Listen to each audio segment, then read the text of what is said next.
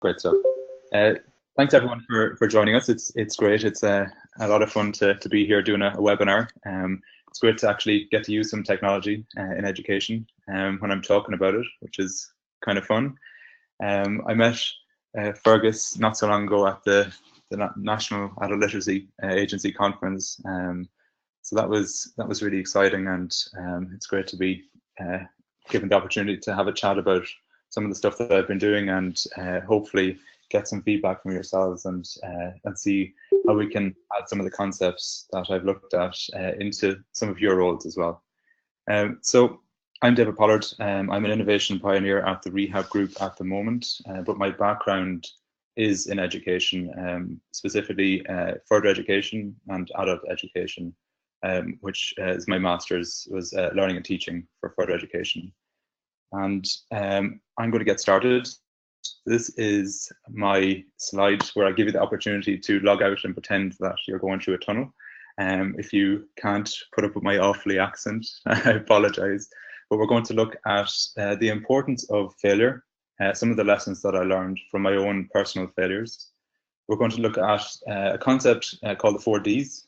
You may have seen alterations of this, but I like to look at these in a group of 4. So it's design, develop, debug, and deploy. And then we're going to do a quick demonstration. I hope that works. I haven't tried this really before, so we'll see how the tech holds up. And then we're going to look at some of the progression options from these original concepts and see where we can go from there. And then I'll tell you a little bit about the challenges that I faced as well. So failure is an option. A lot of the time we hear that failure is not an option. I think it comes from a mindset that is quite set. And over my own education, I've definitely experienced the opposite. Just to give you a quick background, I would traditionally, I think, would be the view would be that I had failed the Leaving Cert because I failed honours maths, which was quite interesting and something that all my friends were delighted to tell me about. So they were like, "Yeah, you can't do anything with that." Thankfully, that wasn't the case, and I got into Maynooth University on the back of some other results, which was great.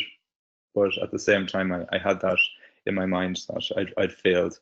So that was an interesting mindset to go into college with. Then when I did get into college, I experienced what's known as the wiki life, which is basically the night before an exam, going on Wikipedia and learning as much as you can, throwing it onto a page, and then immediately getting everything. So at that point, first year was fine, got through it, and then second year came along and I did the same again. And at that stage, I failed miserably, which was not great. And then the second year again, when I repeated, I failed again. So it took me 5 years to get through college, and it was an arts degree. So that kind of puts that into perspective. But in saying that, I got to the end of it and managed to push through some of those failures, as it were. And then even after that, there were some projects that we tried, such as an educational camp to join teachers and educators together, and it just didn't work. And I suppose that set up something in my mind. I started to wonder, well, why had I had these failures, and what made it difficult for me? This is a kind of a messy slide. There's a lot going on, but it just I'll touch on it just nice and quickly. This is how generally people take in information in the world. I think we all do this way mostly, unless we perhaps have a disability or something like that. But we get things in from auditory, visual, tactile, olfactory, and gustatory, but basically it's smell and touch. And what I was getting in was just text, because I was going on Wikipedia and taking in information, and I was lucky that I could remember it, but nothing was sticking. And once it got to a certain stage, I couldn't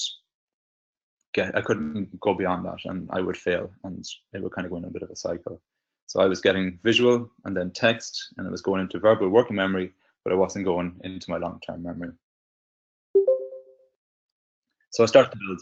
I went into building after college, and building was interesting. That's one of the houses that I worked on. I remember being up on the roof maybe about 4 years ago, so it's not too long.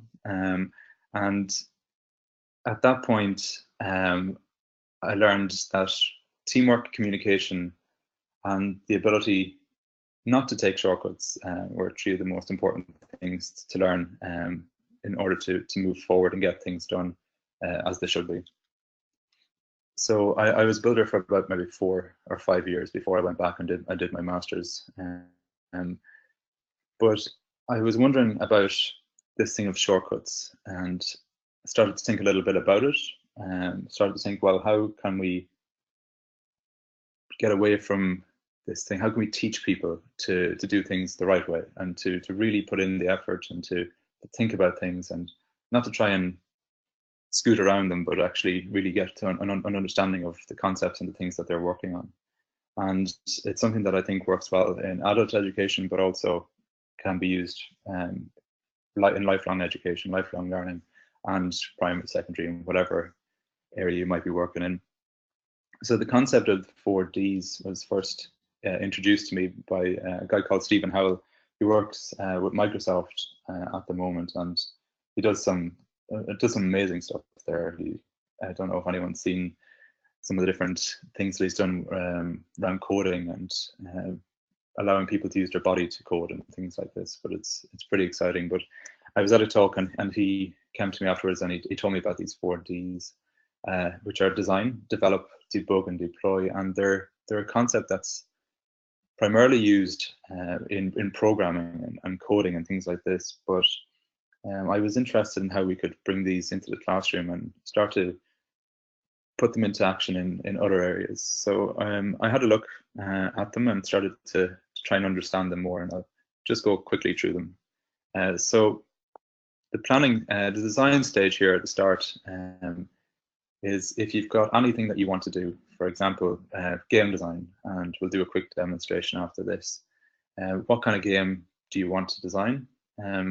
I work and I have worked with young adults with mild learning difficulties, early school leavers, and they come in and a lot of them are very excited about the idea of doing game design. They think it sounds great because the minute they hear game, it's wonderful, but it can be a little bit of a challenge to get to the stage where you have this game at the end. There's a lot of work to do before that. And the design stage, if you break it down, it looks at the planning and discovery. So what you want to do, what kind of game you want to create, what kind of thing you're going to give to people, what are they going to have at the end. And that might be just sitting down with a pen or a piece of paper and just drawing things out and seeing how it turns out. Looking at your requirements, if you're doing it for a course, what are the topics you have to hit, what are the things that you have to take off, and how you can expand on that. Prototyping, so trying things out, and then again the functional and technical design, but that's something that's more from a programming perspective that you might need to look into. Usually a pen and a piece of paper, if you're doing it for a game design, is quite a good place to start.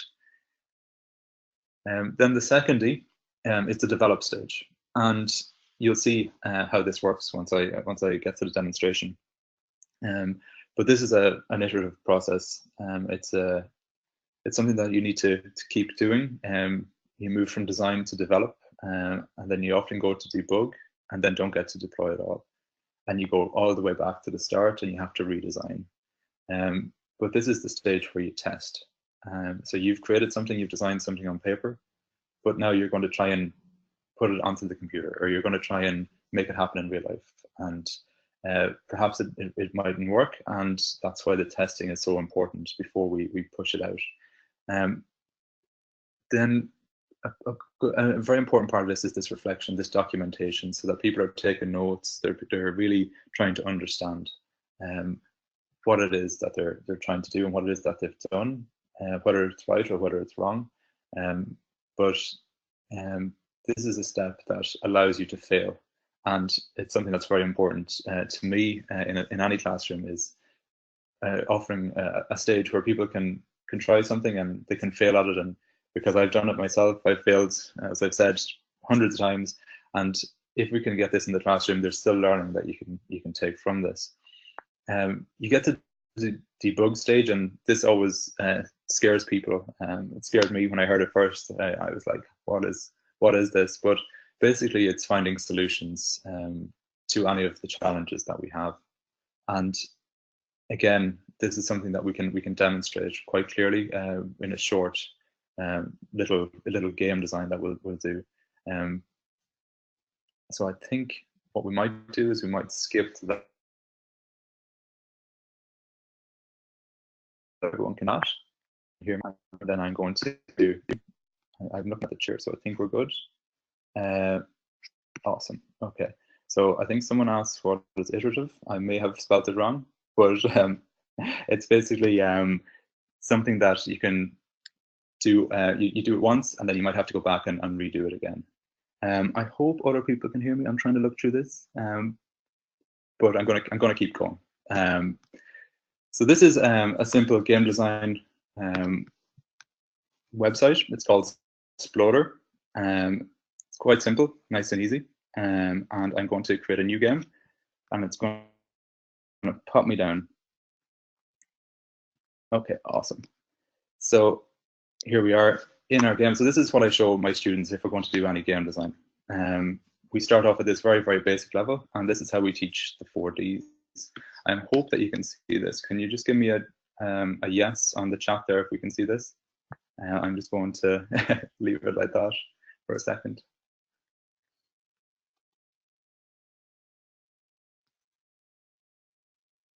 Brilliant. Okay, back to him. So usually I get people, we name them, we put a story around them, and then we decide, well, okay, we're going to try and create a game. And this is the design stage, and usually the part where everyone's highly enthusiastic and really motivated to create an amazing game that's 24 platforms big, and it's they have wild ideas that it's going to be a PlayStation hit. But what we get them to start with is we build a wall, and we build the wall up. Okay, everyone says yes, brilliant. We build the wall, and this is the stage where we go, okay, we've designed something. We've actually put something on the page. Usually we start and we get them to draw this out on paper. So it's just, you have your X and your Y axis, and you get people to build a wall. Just draw it out on paper, and then we put it into the game. So we've designed something, then we've developed something, and then we test. And I'm just going to get you to give me some input into this after we test it. I hope you should be able to see this, which will be fun. And it loads usually quicker than this, but I think it's because everyone's logged in. And I think what happens here is when we see that the character in the game is going to try and get to the far side of the wall, which of course isn't working. It is working. Brilliant. Okay, so this is the character. The challenge for him is to get to the far side of the wall. He hits the wall and he can't jump over the wall. So at that point, we've designed, we've developed, but we've got a problem. So we need to debug. We need to solve this problem. And I'm just wondering if anybody can give me some suggestions as to what we can do to get this guy to the far side of the wall. And you can write into the chat if you can think of anything. But this is something that we do in the classroom, and it's interesting to see what kind of suggestions we get. Give him wings. Very, very good. Knock it. Okay. Steps up the wall. Okay, so we've got some interesting ones, and everyone else is like, we don't care. Okay, so that's quite interesting. So tools to build down a wall, give them a ladder. Okay, so these are really good ones. One of the things that, so we can do all of those things, except probably give them wings, but we can give them a jetpack, which is something that is kind of fun. But one of the things that comes up quite a lot is to actually do the opposite and build them a tunnel. And we can do that. So we can grab a tunnel, we can put it right there, and then we can add in another section and pop it in there. And again, we've designed this on paper afterwards when someone suggested, and then we start to develop it like I'm doing on this section here. And we're going to use what somebody said now in a couple of seconds. So we're going to test again, because again, this process needs to go around in circles. And we're going to click to play. And now we're in the tunnel. And now we're stuck because we can't get out again. So again, we've designed, we've developed, but now we need to debug one more time.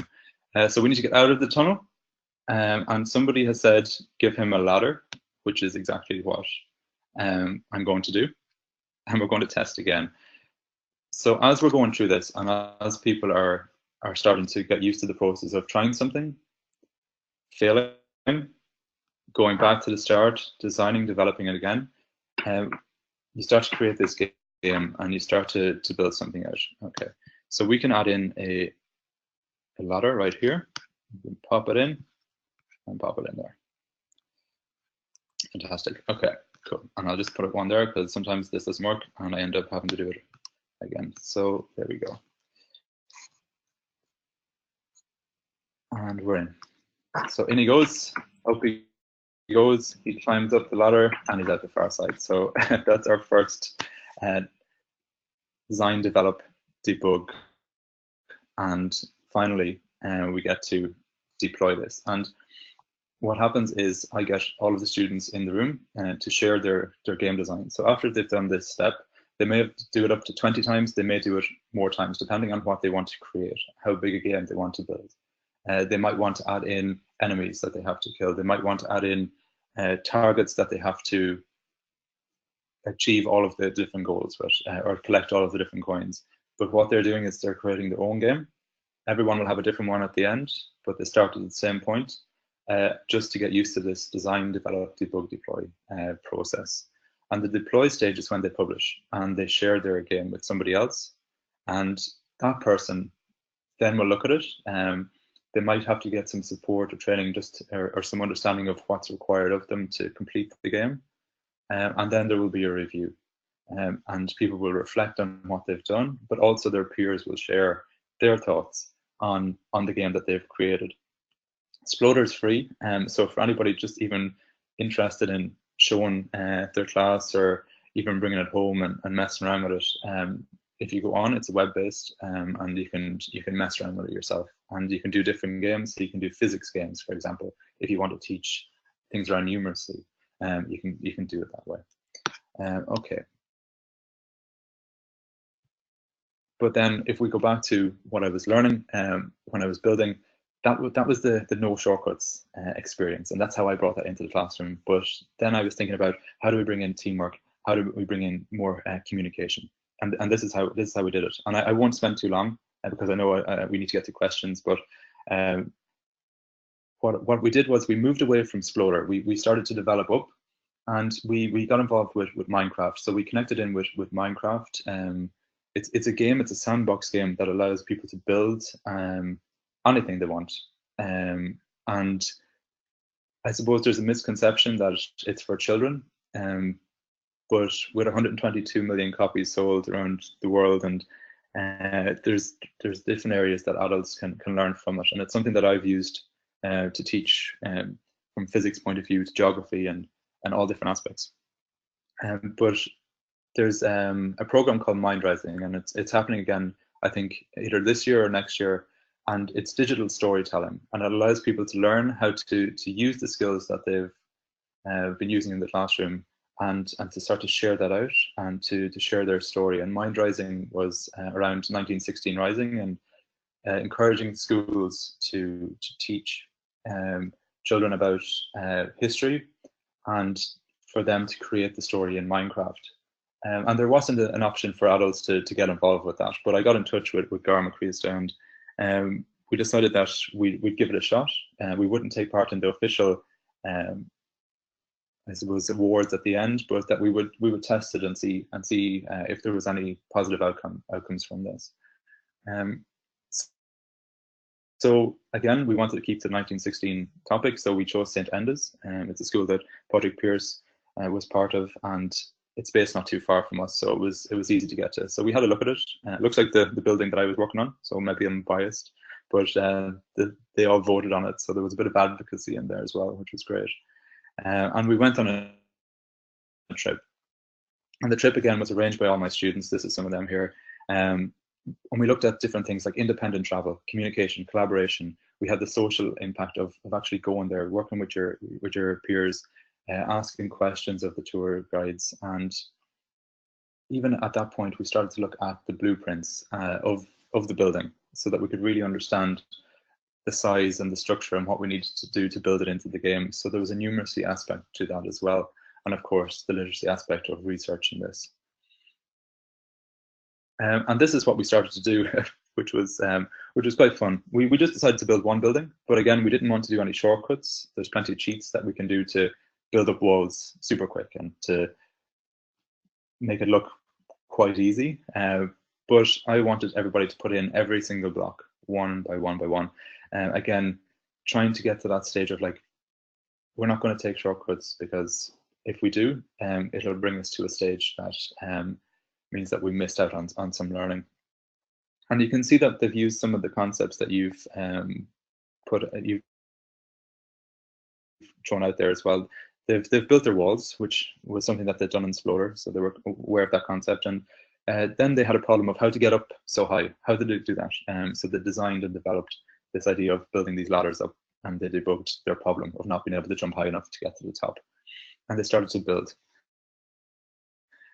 And again, it was that teamwork, that communication, no shortcuts. That was really exciting about that. And this is the final product. So they had all the glass, they had all the different, they had the plan exactly to scale, and all the different areas were done up inside, which was really exciting to see. But again, there's more to this, and especially with adults, I think that we need to expand a little bit more. So we took part in the job shadow day, and as it says here, this is an opportunity to shadow somebody who's doing a job that you're interested in, but perhaps you might not get a chance normally to take part in.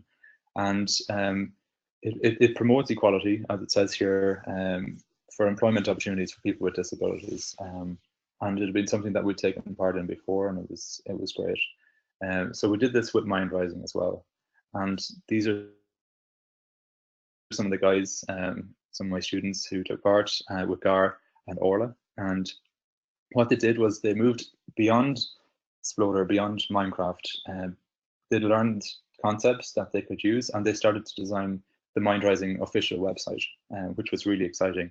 And because they'd learned the 4Ds of design, develop, debug, and deploy, there were things that they could put in, and they weren't getting frustrated when the website didn't work or the YouTube videos didn't upload.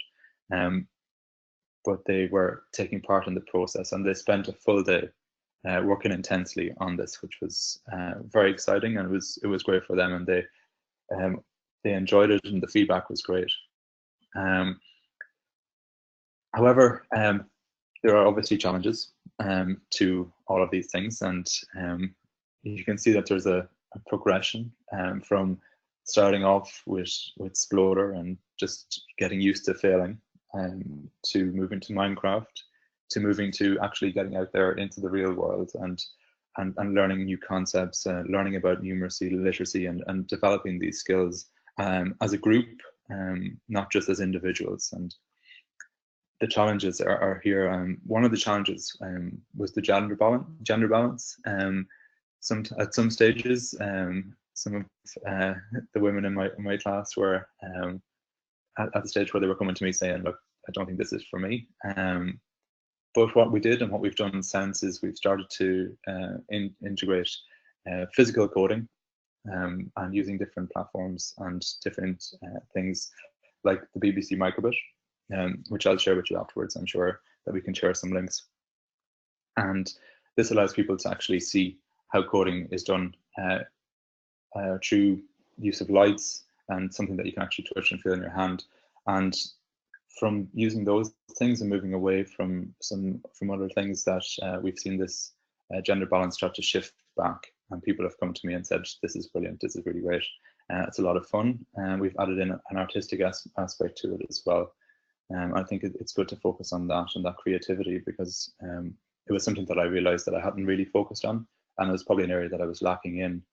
And we've seen the move from STEM to STEAM in the last while, so we've added in that arts into the sciences. The misconceptions as well was something that we had to overcome. So we had to kind of, I suppose, challenge the idea that game design and Minecraft are for kids, and actually that there's a lot of learning there, especially for young adults, early school leavers, and young adults with mild learning difficulties. There's a lot that can be learned there. And then, of course, the challenge is what next? How do we take those concepts? How do we take the 4Ds, the things that you learn in game design, and bring them into other topics and other subjects and other areas that people are interested in? And that's something that I actually think that I'd be interested to see your opinion on, is if you can see any uses for the 4Ds or how they might be used in your classes or in your rooms or with the people that you work with. If you think it might be useful, I think that'd be really, really exciting to see. So I'm going to open it up now at this stage, and you can ask me loads of questions. Make them easy, please. And I think that's it. So that's it from me on this side. So I'm going to move back, and then we're good to go.